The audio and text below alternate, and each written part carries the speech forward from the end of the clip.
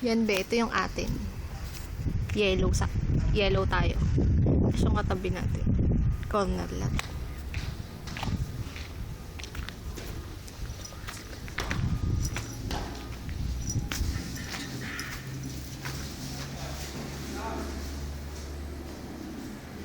Ito yung bintana.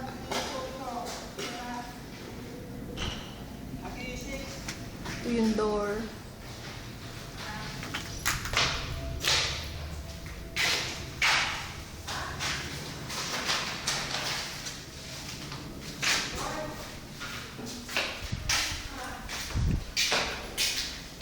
Ito yung room sa first floor.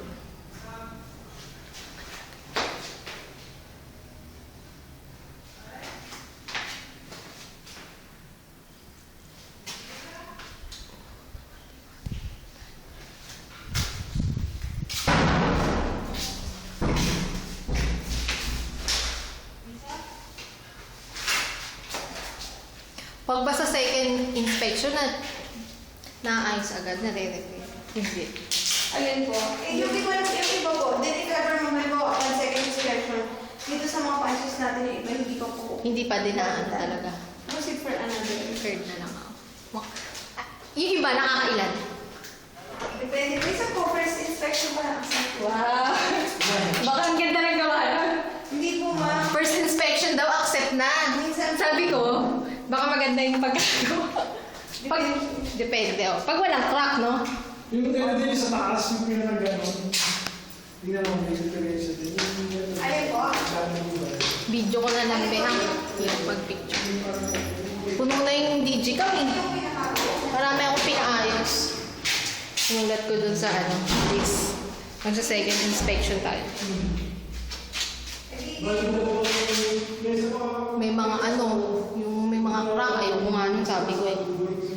Ito yung CR. Wala pang inidoro. Sa daw, second inspection, installed na daw yun.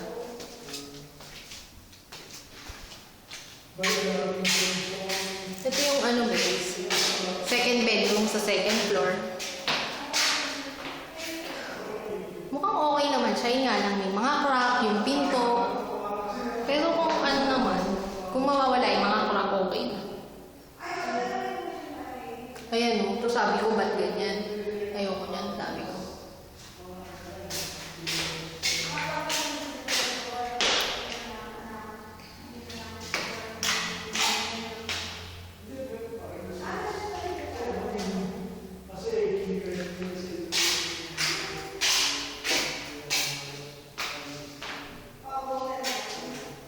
Ito yung master's bedroom.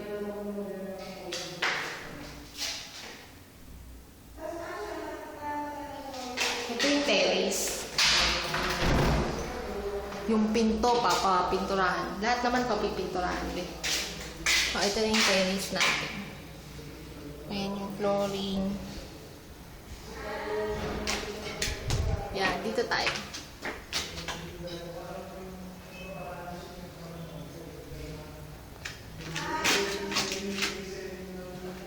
Sa second inspection, nag-request ako leak test at saka bubuksan yung septic tank. Oo yan, may kalawang yan. Pero, i-repaint daw.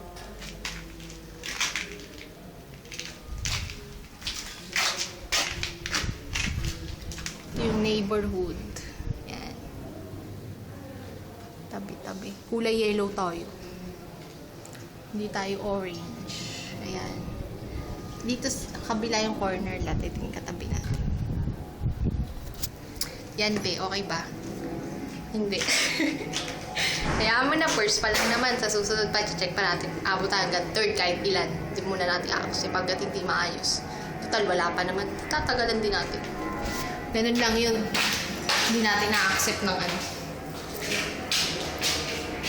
Total, matagal pa naman. Hindi, tatagalan din natin. Hindi pa natin muna na-accept hanggang hindi siya maayos.